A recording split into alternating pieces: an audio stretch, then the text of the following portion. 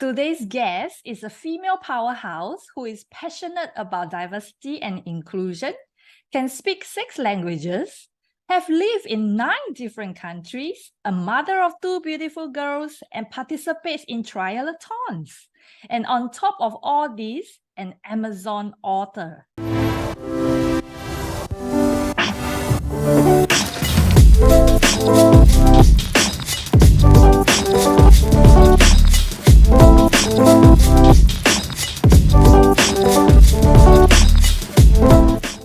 Hello, lovely people. Welcome to What's Your Advice? I'm your host, Alice. Welcome, Veronica Yoka. Hi, Veronica. Hi Alice. Hi everyone. It's a pleasure to be here. I look forward to a conversation. Thank you. It's our pleasure to have you. And wow, look at all the achievements that you have. So let's dive right in. That is quite a feat of all that you have done and continue to do. What's your secret to being able to achieve all this? Do you have a helper or a family member helping you out? Where did you get all the energy? I'm so curious. So please share with us your secret. So to be honest, I think the secret, first of all, is have a very strong why. I think when you really have a very strong reason why you want to do something, and it doesn't matter what it is. In my case, I had a strong why for learning Chinese. I lived in China. I had to communicate. It was a necessity. When I did triathlon, I had a really strong why. I wanted to do an Ironman. I wanted to become an Iron woman. Wow. And now, as a diversity and inclusion equity, I want to have a legacy for my daughters. I want to have a legacy in this world, to be honest, which is a big why. And when you're very clear about what you want to achieve, I think it's much easier to stay focused. I think being focused is so important because there are so many distractions today, social media, all these technologies. So it's very, very easy to get off track. But when you have your strong why, I think for me, that's the number one thing. Number one thing, because if you're not sure about what drives you, you're going to derail at some point. The second thing is to create an environment where you are at your best. And that looks different for different people. If you see what I create, the type of content that I do on LinkedIn, you will see that I'm a big sports person. Yeah. I often post about running and swimming and whatnot. For me, that environment, what does it look like? It's sleeping. I think for everyone, sleeping is so important. So making sure that you protect that time to reset, to re-energize. Exercise for me is super important. So I know that when I have had a good night's sleep and when I exercise, which for me is the first thing in the morning, I set myself up for success. So create that environment is going to look different. I'm a morning person. Some people are night owls, but I think creating that environment is really, really important. And the third one, I know many people have read the book Atomic Habits from James Clear, and it's about creating habits. It's I think motivation is great to get started, but it's really consistency that keeps you going. So if you have a great habit, if you really make it a part of your routine, for example, in my case, I exercise every day. I don't think about it. I just do it. I write every morning. I do that before my kids wake up because otherwise it's just impossible. So that combination, A, having a strong why, B, making sure that you really create those habits, and really being focused, like removing all the distractions. Creating the right environment. Wow, wonderful 3 tips. And I love that finding your why, because just a few days ago, I have a speaker who also challenged the viewers to think about what's next. So I do think these two are very interlinked because you need to know your why to determine what's next.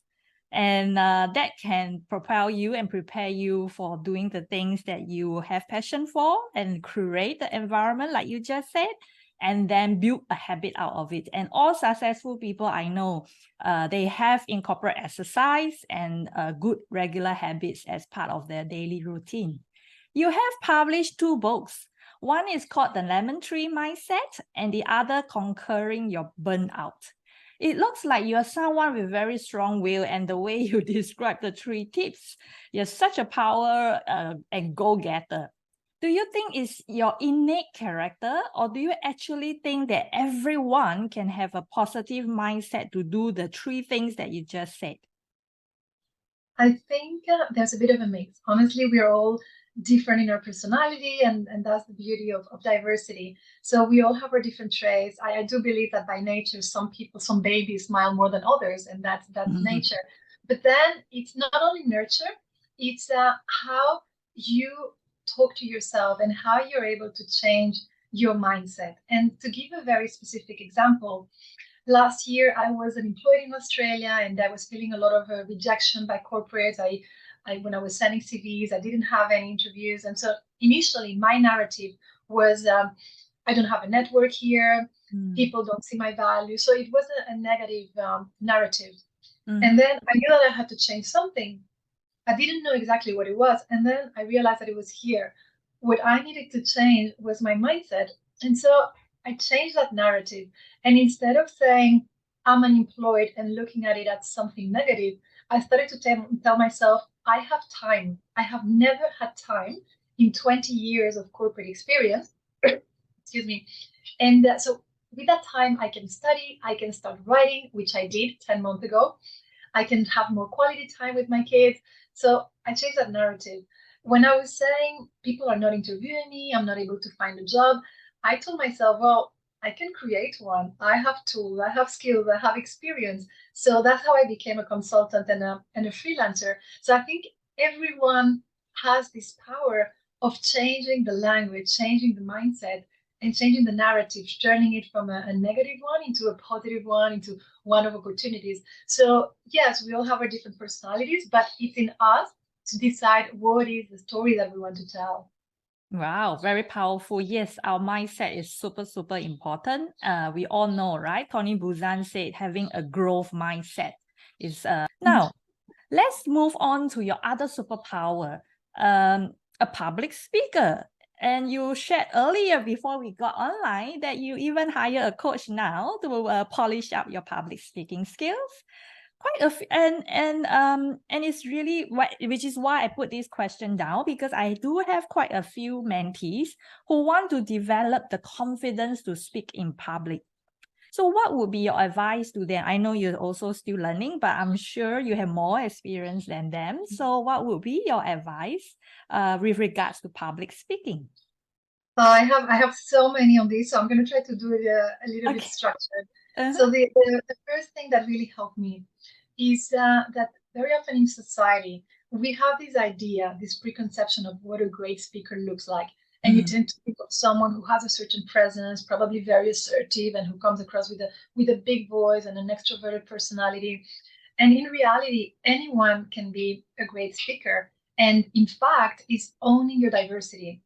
So whether you're someone who is more calm, or maybe you have a voice that is not as loud, or you have a beautiful, engaging smile, is really finding in you what is that characteristic, what is your diversity, what makes you you, that can help you connect with the audience. So you don't have to be anyone else. You don't have to, check the best the best presenters, short for inspiration, but you don't have to be them. So I think that's the first thing, like embracing, and I talk about this in the lemon tree mindset, embracing yourself, embracing you call it the superpowers. I do too. So embracing that really helps. And then something that I noticed with public speaking is that a lot of people have this idea that they want to be on stage and they want to be in a big conference or in a TEDx. But it's like when I did the Ironman or marathon, that's the end goal, and it's great to dream big, but you have to break it down into small pieces and find a journey where you're going to be putting those building blocks, cementing on top of each other. So just to give an idea on what my journey was like, and everyone's journey is different, I actually started podcasting. So last year when I said, oh, I would love to do public speaking, I thought that podcasting was a great way to start because it's much more intimate. Usually it doesn't go live, so it gives you a little bit like that confidence and comfort of saying, okay, if I do something like really terrible, we can just and try again. And for me, it was a very safe space to start. So I started with a podcast, and this is probably, I don't know, my 17th or 18th podcast, but I started podcasting. Then I started to do events inside companies, so internal corporate events. that are also, you're in public, but it's still a more closed environment. Yeah. And now last week, for example, I was in Singapore in a big summit in front of 200 people, and I was very comfortable on stage. But because I had already had all this previous practice, each time getting a little bit better, each time building that confidence. So that's the second thing, building the building blocks. And the third thing you just mentioned is you need practice and you need feedback. I just had a call with a coach who was telling me, Veronica, be careful. When you're on camera, you're a little bit like this. So that's one of the things I had no idea. That it's really the blind spots. Third party tell you speak too fast, or you don't allow enough room for people to think and digest what you're talking about. So really having that feedback from third parties. I like to rehearse putting the video on so that I see myself. I remember to smile when I'm speaking, because I think smiling is a great way to engage people. So don't forget to do your practice, because practice gives you a lot of confidence. I do need to throw in a bonus question though, because when you say practice, that is also one of the things that freaks my mentees out, because they say they practice so many times, especially the script, and they therefore think they need to follow everything. And once they are on stage, they have a blank piece of mind and they say, I forgot what's on my script or what's on my play card. So they get nervous. Do you have any tips for that? I do. I never learn scripts. If you ask me to do the same presentation, even if I have done it 10 times, every single time would sound different, because it's not about the script, it's about the message. And that once you're comfortable with the message, you actually become the message. Yes. So it's not even about the presentation and the slides. They are there to support you, but you are the message. So the best advice that I would give anyone is throw that script away. Once you know the content, don't even look at it. Make sure that you feel comfortable owning the content. And it's one of the feedback that my coach gave me is, even if you didn't develop a piece of content, for example, if you're facilitating, make the content yours. Bring an example that is personal. Use your words, make it yours. And that's when you really feel comfortable, because it's not about a word that you missed or the script that was not 100%. So advice, script out. Yeah, beautiful. I love it. I exactly said the same to them, in the sense that I said, you know, you get so hung up, right? Thinking that you need to bring your script and etc. Just be yourself, like you said. And one of the things that I always remind people, I mean, I'm not a trained public speaker, but I have done a lot of public speaking myself as well, in front of 400-500 people, addressing emergencies as early as in my first career, because there's a whole cinema breakdown. So I need to stand in front of 400 people full of angry patrons. And I learned that actually it's fine to tell your audience you are nervous. I think one thing people always forget, and you are so right? There's this image of a speaker, charismatic, and then images of Obama comes in, Tony Blair comes in, Oprah comes in.